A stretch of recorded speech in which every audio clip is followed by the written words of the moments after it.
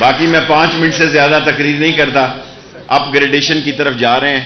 نئے سال سے انشاءاللہ جو غریبوں کی بستیوں کے سرکاری سکول ہیں، مہینے میں 2 سکول میں خود وزٹ کیا کروں گا، کالج وزٹ کروں گا ایک، تاکہ ہماری پڑھنے والی بچی کی کوئی ایسی رکاوٹ نہ ہو جو اللہ کے فضل سے جس شہر کی بیٹی پڑھی لکھی ہو اس کو کوئی دنیا کی طاقت شکست نہیں دے سکتی، کوئی طاقت شکست نہیں دے سکتی. اور ہم نے اپنے علاقے میں کسی بدماش کو سر اٹھا کے چلنے ہی نہیں دیا. ہم نے کسی بدماش کو معزز بننے ہی نہیں دیا اس شہر میں. اور 2-3 جوئے کے اڈے ہیں وہ بھی ختم ہو جائیں گے. جب تعلیم گھر میں آ جائے گی تو پھر خود بخود اس کا ایک اثر آ جاتا ہے. جس کے گھر میں تعلیم ہو جائے، جس کی بیٹی پڑھی لکھی ہو، وہ سمجھتا ہے کہ میری ذمہ داریاں کیا ہیں. سو میں حال میری توقع سے چھوٹا بنا ہے. میں اگر پہلے دیکھتا تو کسی بلاک کو توڑ کے بڑا بنا دیتا، لیکن اب بن گیا ہے. میں دیکھ نہیں سکا مصروفیات کی وجہ سے. راشد شفیق صاحب اس کام کو دیکھتے ہیں، اور میری خواہش ہے کہ 4 تاریخ کا کالج بھی 35 کروڑ روپیہ میرے پاس ہے، اس کا اگر فیصلہ ہو جائے تو تعلیم کا ہمارا نظام ایک IT یونیورسٹی کے ساتھ مکمل ہو جائے گا. پھر اس شہر میں کسی مزید تعلیمی ادارے کی ہمیں ضرورت نہیں ہوگی. 40 سال کے اندر ہم نے 60 تعلیمی اداروں کی جگہ بھی خود ڈھونڈی، قبضے بھی کیے، اور اس پہ عمارت بھی تعمیر کی، اور اس پہ آج کوئی ایک ایسا 60 تعلیمی اداروں میں 59 ہے. 60 اللہ ہمارے حق میں فیصلہ کرے گا. آپ رات اللہ سے مانگیں، اور 4 کو بہتری کا فیصلہ ہوگا. اس مہینے کی 3 دن رہ گئے ہیں، تو اس کالج کو بھی صبح و شام تعمیر کریں گے تاکہ ڈھوک دلال میں بھی تعلیم جو ہے وہ دور نہ پڑے. میں آپ کا سب کا مشکور ہوں. سیاسی بات کرنی پڑتی ہے، ورنہ یہ کیمرہ مین بیچارے صبح صبح آج نہ آئیں. بیسیکلی مدینہ کی ریاست میں سب سے بڑا کل کیبنٹ سے وزارت داخلہ نے تمام تبلیغی جماعت کے لوگوں کو بھی آن لائن ویزے کی پرمیشن دے دی ہے. کیبنٹ نے کل کسی ایک جگہ بھی یہ خبر نہیں لگی، لیکن یہ اتنا بڑا کام ہے کیونکہ دین کی بھی ریاست مدینہ میں خدمت ہونی چاہیے، اور اس کا کریڈٹ عمران خان کو جاتا ہے.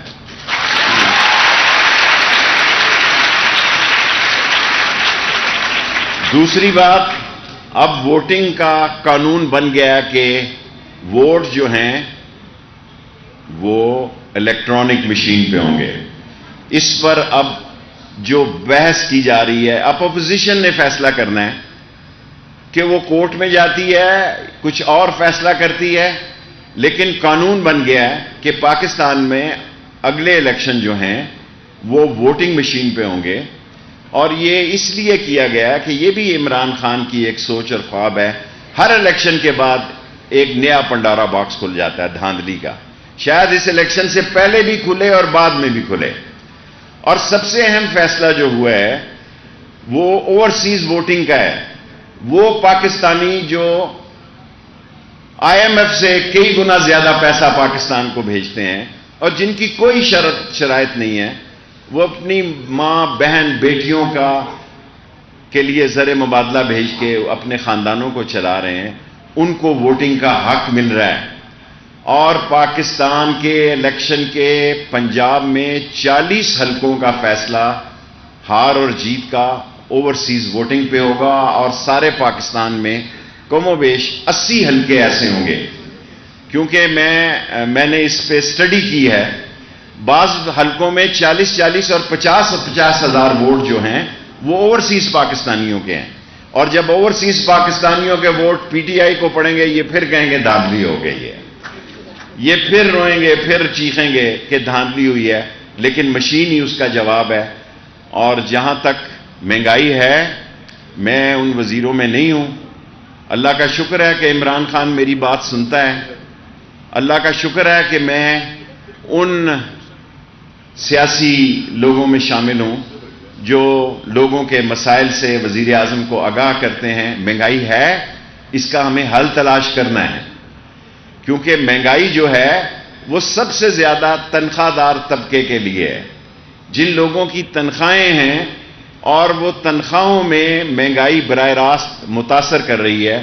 5 منٹ میرے پورے ہوئے ہیں, 3 سوال کسی نے کرنے ہوتے ہیں. بتایا کہ جو سعودی عرب سے قرضہ لیا گیا ہے, بتایا یہ جا رہا ہے کہ وہ IMF سے بھی سخت شرائط پر لیا جا رہا ہے. دیکھیں, پاکستان کے معاشی مسائل ہیں.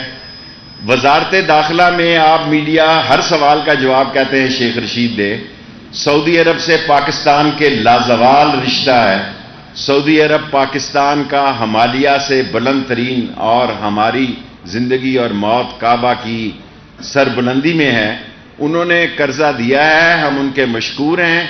ان حالات میں جو قرضہ دیا ہے اس سے پاکستان کی اکانومی میں بہتری آئے گی, اور پاکستان کے لیے چین بھی ایک ہماگیر ہمالیہ کی طرح بلند دوست ہے, اور ہمیں چین کی بنیاد پر چین کو الگ رکھ کے کسی فیصلہ پر پاکستان نہیں جا سکتا, چاہے اس کے نتائج کچھ ہی کیوں نہ نکلیں. دوسرا سوال, قوم نہیں جانتی کہ یہ آڈیو اور ویڈیو کھیلا جا رہا ہے, یہ کیا مذاق ہے؟ ایک تو یہ بتا دیں, دوسرا وفاقی وزراء پر بیرون ملک جانے پر پابندی کیوں لگی ہے؟ یہ جنرل بات ہے. میں تو ویسے ہی پنڈی کے علاوہ کہیں جانا ہی نہیں چاہتا.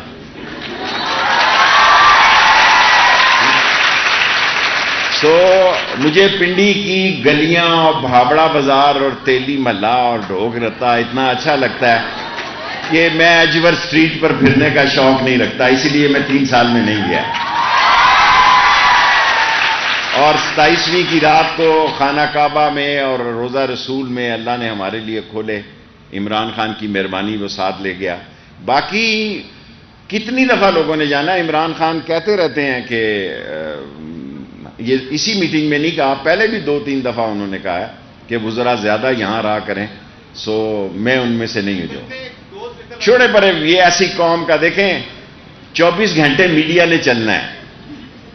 میں وزیر اطلاعات رہا ہوں, بڑا مشکل کام ہے 24 گھنٹے ٹی وی کو مٹیریل دینا اور ٹی وی کو چلانا.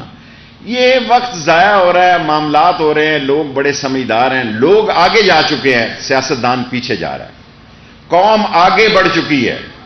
قوم دنیا مسائل میں آج کے کمپیوٹر نے جو تبدیلی لائی ہے وہ آگے جا رہا ہے اور سیاستدان پیچھے کی طرف جا رہا ہے.